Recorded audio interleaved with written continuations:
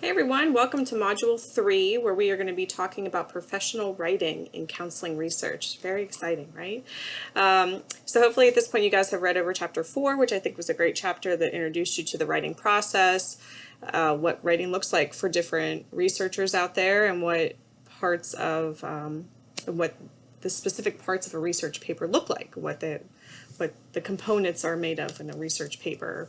So I'm not going to spend a lot of time kind of re-reviewing the textbook, but I did want to provide just a little bit more of kind of a supplemental lecture, if you will, on the importance of professional writing at this stage in your development. So you'll see there's a lot of material within this module. And so in addition to Chapter 4, I hope that all of you at some point, especially by now, have purchased the APA 7th edition publication manual, this beauty right here.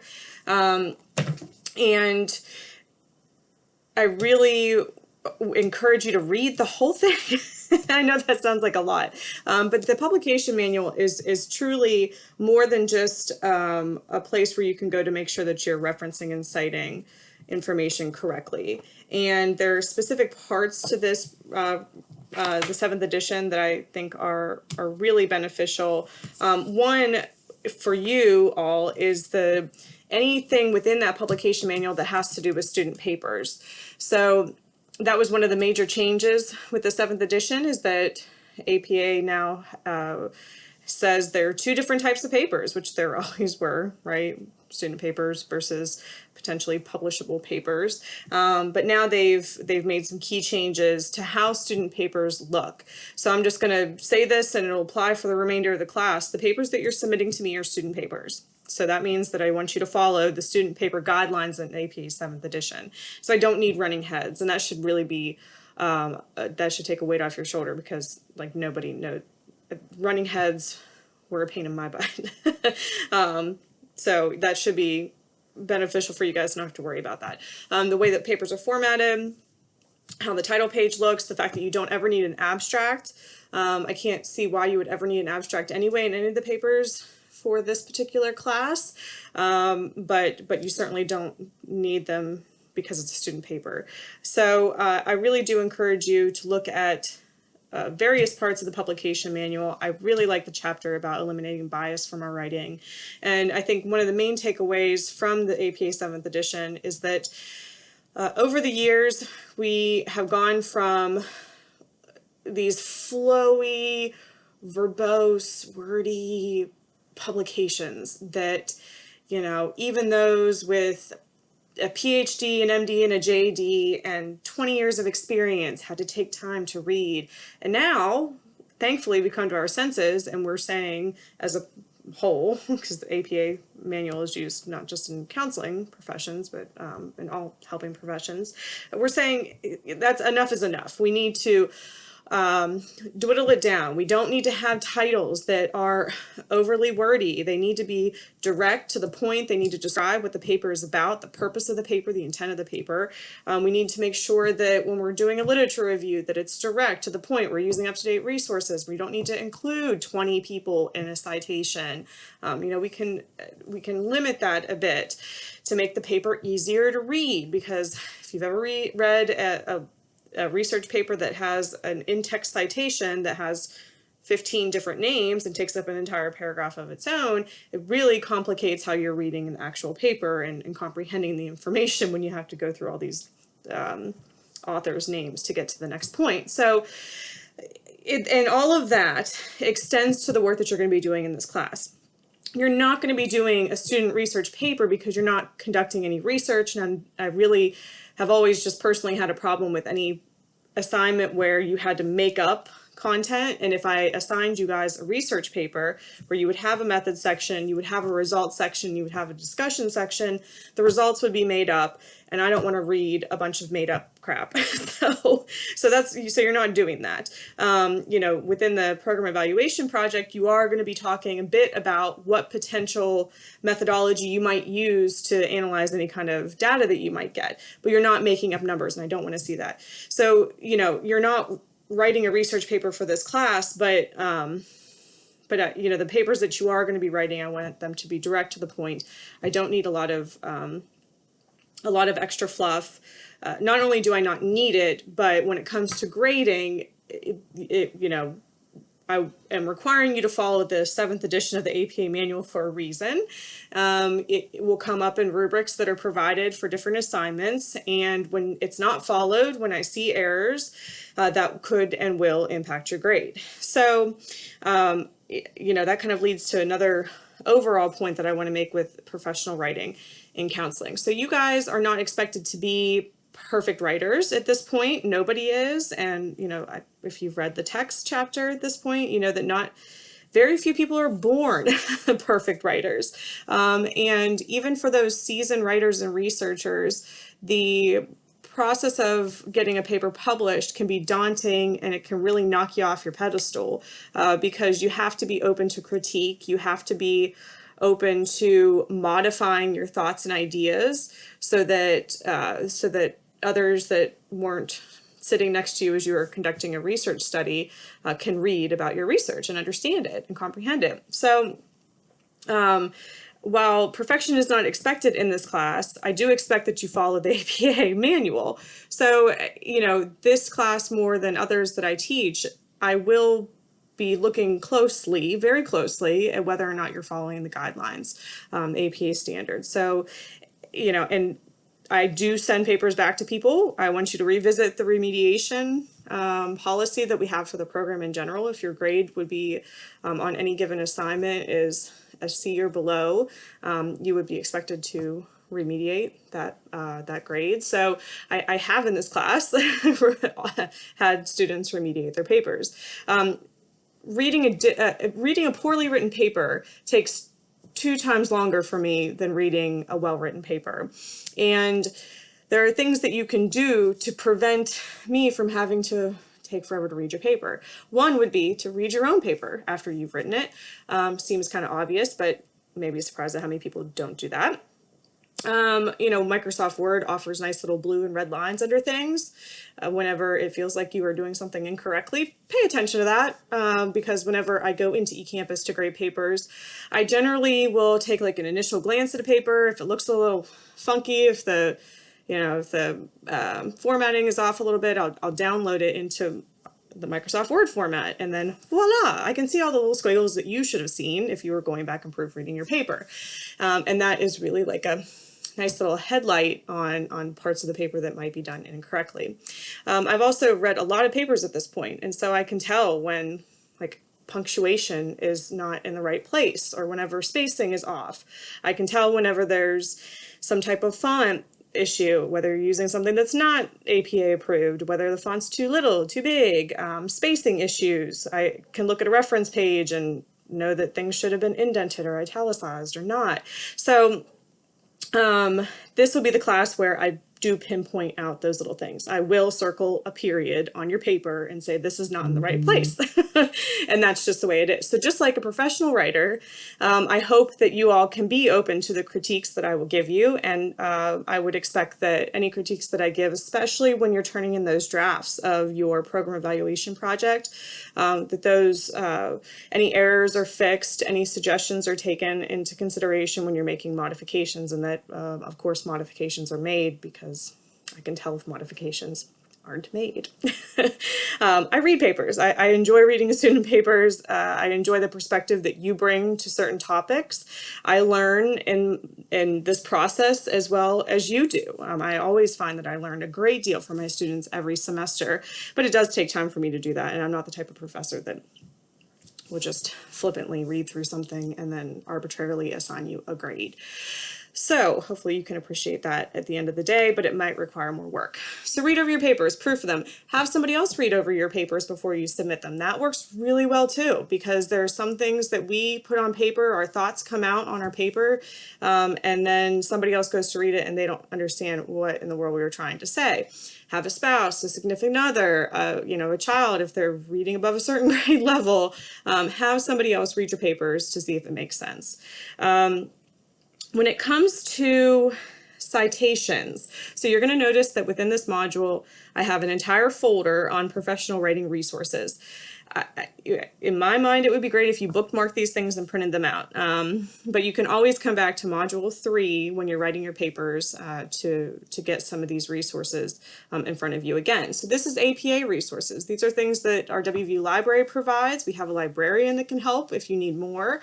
There are lots of different tutorials out there. The 7th edition has not been around for a long time, but and so when you're looking at resources online, you have to be careful that you're not looking at a 6th edition resource or a YouTube video that has to do with the 6th edition of the APA manual. There are lots of references and resources out there for the 7th edition, but you just have to make sure you're looking at the right things. Within that folder as well is the comparison of citation managers. I personally dislike citation managers. I think that even the best ones are still prone to error. And so if you, I mean, my old school way of thinking is that if you follow the APA manual and how you're supposed to reference articles and books and any material that you're finding, and then you cite it appropriately in the paper, then you actually have acquired new knowledge, which is fantastic to do in our lives, especially as a student, acquiring new knowledge. If you rely on a citation manager, you're really never learning how to do it. And so I can usually tell if a citation manager is being used. A lot of times the main indicator is that somebody didn't select APA or they selected the wrong version of APA. MLA was put in there sometimes. And so I encourage you to make sure you're using the right format for the citation manager, and that you go back through, carefully sift through those resource pages, the reference pages after the citation manager has done your work for you, and make sure there's no errors. Again, those are things that I would take points off for. So hopefully the information in the resources page will be useful for you. I've got a little bit of information on literature reviews. The assignment for this week, your homework assignment, is an annotated bibliography, and I'll go over that. In a separate video, I want to take a minute to make sure you guys know what is going on with that assignment, since it is the first homework for the class, but I'll do that in a little video after you've gotten through all the content.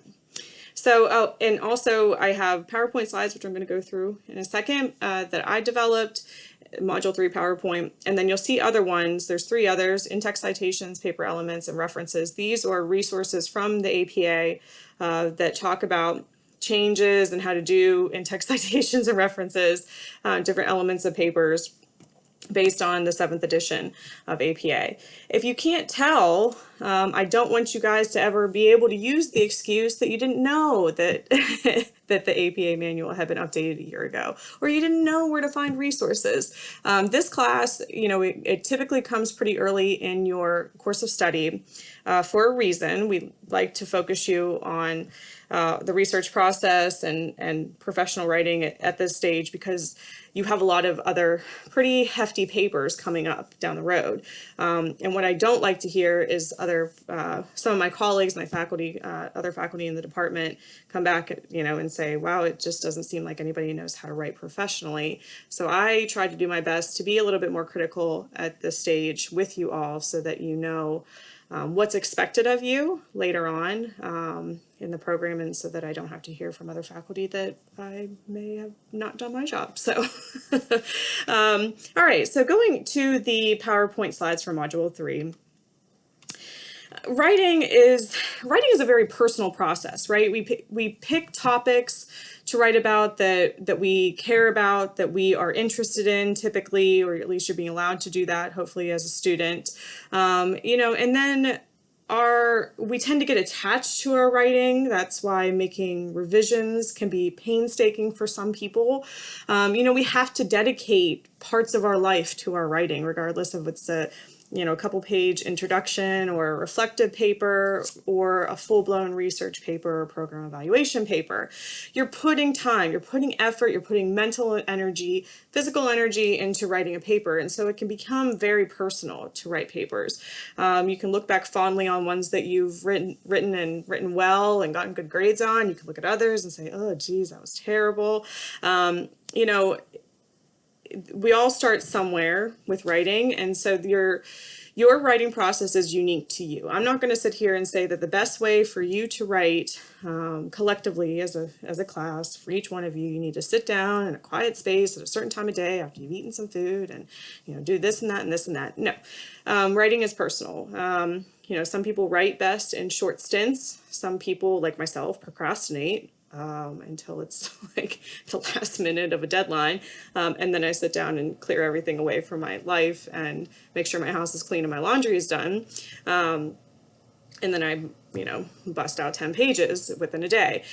The text also talked about how sometimes people will be more detailed in their first draft. So their first draft is a really clean looking draft. Other people will go back through and have to really edit and modify because the first draft was kind of a messy draft. There are certain things like that I do that I know that I do. I don't put the in-text citations in right away all the time. I'll put where I need to cite them and maybe like an author or something like that, something as a reminder that I need to go back and appropriately format the in-text citation. So that's something that I just know that I do. And I do tend to write more rather than not enough. So if you've ever submitted an application for a grant, or if you've submitted a publication or paper for potential publication, you know that there are word limits. If you submitted a proposal to a conference, you know that there's word limits to these types of applications, if you will. So I will usually write way more than is needed and then edit and cut back later. That's me. That's not how you guys might go about it. So I encourage you to start kind of working on what your writing style looks like for you. What type of environment is necessary for you to do your best writing, your most effective writing. The writing process in general is recursive. And so you might hear me kind of mentioning recursive writing in some of your paper feedback because it is one of the things that I find makes a paper easy to read. If somebody is kind of looking at their writing and making their writing recursive, then it's easier for somebody else to read because it connects everything together. So what does recursive writing mean? So if you look at the writing process and you start with kind of the pre-writing, the pre-stage, right, where you're forming ideas and just kind of thinking, gathering some information, and then you get into the actual writing process where you are going and doing a hard literature review, you are starting up drafts, you are revising those drafts, you're making changes and making modifications, but you're always tying that back into what your main focus was during that pre-writing stage. You have your idea and you always want to make sure that you're writing and any kind of literature you're gathering, it all comes back to that main idea. And then even when you go back into the editing process and eventually publishing, once you submit a paper for publication and you get some of these reviewers that come back and tear it to shreds, you're going right back to that pre-writing stage to make sure that the ideas that you presented on paper and that you submitted for publication actually do tie back to what your original idea was. And if it seems like other people are reading your paper and it didn't do that, then you have to make modifications and you have to edit. Now, when it comes to recursive writing within the paper itself, what that means is that you're presenting an idea in an introduction. Every paper is going to have an introduction to a degree, right? You're introducing the purpose, the intent of the paper that your reader is reading. Why is this important to you? Why is it important to the profession? Why is it necessary that you're taking time to write it and I'm taking time to read it? So you're presenting those ideas in the introduction, potentially presenting a brief overview of how you might be studying these ideas or what you hope to get from the study or the program evaluation that you're conducting. And then in every subsequent part of your paper, you're tying every idea again back to the purpose of the paper. So one of the things that I really hate in reading papers is when, let's say, you select a journal article that has to do with the connection between a traumatic event and anxiety disorder. I'm just pulling this out of thin air here, okay? Because you're really interested in trauma experience in adolescents. And this paper has to do with trauma experience in adolescence and later developing an anxiety disorder. So you're going to present to me in the introduction why it's important to you, why it's important to be researching this, why nobody else has been doing it, right? Because we're not researching things that have already been researched, typically, unless you're doing a meta-analysis. But even there's a purpose for meta-analysis later on. So then within, let's say, your literature review, all the literature you're reviewing is going to tie into this overall idea that you're interested in the trauma experiences of adolescents and the potential that eventually leads to an anxiety disorder. So you're not going to be pulling a paper out about older populations and depression. That has nothing to do with trauma and adolescence and anxiety disorder. So you're bringing it all back in, you're tying it all back in and connecting it. And when you're doing a literature review, I'm going to go back to what I don't like to see. I don't like to see just that paper presented to me in like a little synopsis, okay? And so this is going to come through in your annotated bibliographies a little bit, your first homework assignment. Yes, I do need to see the basic information about that piece of literature that you're reviewing or critiquing. But I also need to hear from you. I need to hear your voice. I need to hear your voice in it. So papers should not just be a massive compilation of citations from other papers. You as the writer have to put your own ideas and thoughts on the paper. And I think for students, that is one of the most difficult things to do, because you are trying to balance citing works, citing references, avoiding plagiarism, and then how much of your idea matters, right? And so for me, I want to see that not only have you read the paper that you're citing and referencing, but I want to hear that you understand it, that you can pull your own content from it, that you can connect it to the purpose of your paper, your overall purpose of the paper, the overall intent of the project that you're presenting to me. And that's where your voice comes through in the paper, and you don't have to cite because it's you, because you can say, I found that Smith et al. 2015, right, that's a citation, paper on anxiety disorder and the trauma experience of middle-aged males is useful for my current study because reasons A, B, C, and D. So you're connecting whatever it is that you're reading, whatever it is that you're citing and referencing, to your own paper, your own topic. And I hope that makes sense. So that's recursive writing, that you're always bringing everything back to your original intent for the paper that you're writing and presenting. So again, APA publication manual, chapters 1 and 2, if you are limited on time, chapters 1 and 2 are the most basic. They'll give you a nice overview of different types of articles, ethical issues that come in writing, basics of structure with those examples that are useful, especially the ones for student papers. I've got some examples up in the module as well. And, you know, I think this is a good place in the presentation as well, in my lecture, to mention that, yeah, within the APA manual, the most recent edition, it gives a lot of different types of resources where you could be pulling content information and need to cite as reference or in-text citations, meaning blogs, Twitter accounts, Facebook accounts, social media, all of these things all these outlets somebody may be referencing in a body of work. And that's fine. And I'm not saying that it wouldn't be appropriate to reference somebody's Twitter account or a personal blog or a Wikipedia page in some instances. What I will say is that there's probably not going to be a need to do that in this class.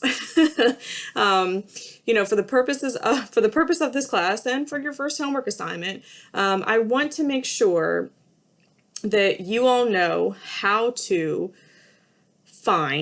locate peer-reviewed journal articles, peer-reviewed books, how to find appropriate content and texts. I want to know that you know how to read these materials, that you know how to go through and critique peer-reviewed journal articles and text. And I want to know that you can appropriately reference them and cite that information in a paper.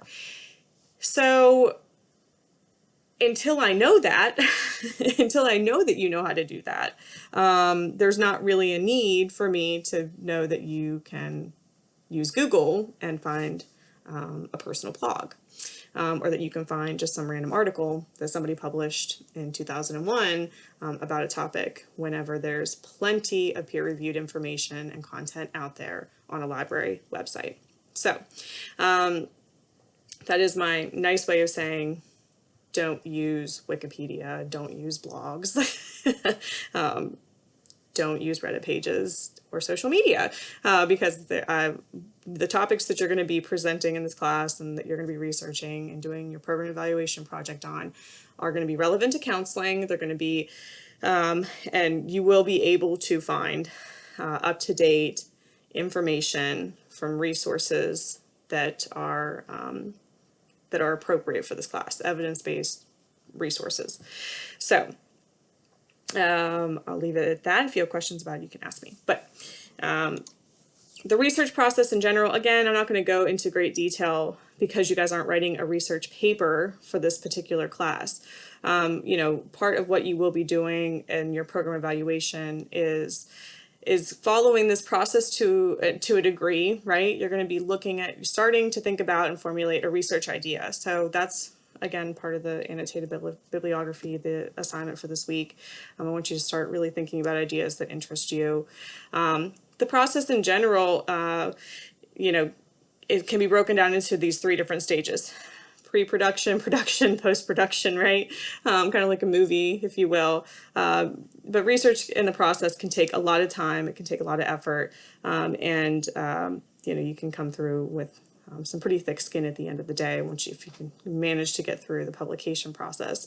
But it is, if you're interested in research, it is an exciting process to go through, I think, to get to the end.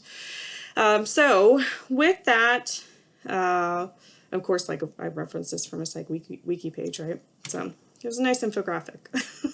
And I had to cite it because you have to cite things that aren't your own. So with that, I will leave you guys to the rest of the resources. Take a look at everything. If you have any questions, let me know. There is no discussion board for this week. So yay, you don't have to worry about a discussion. That's exciting.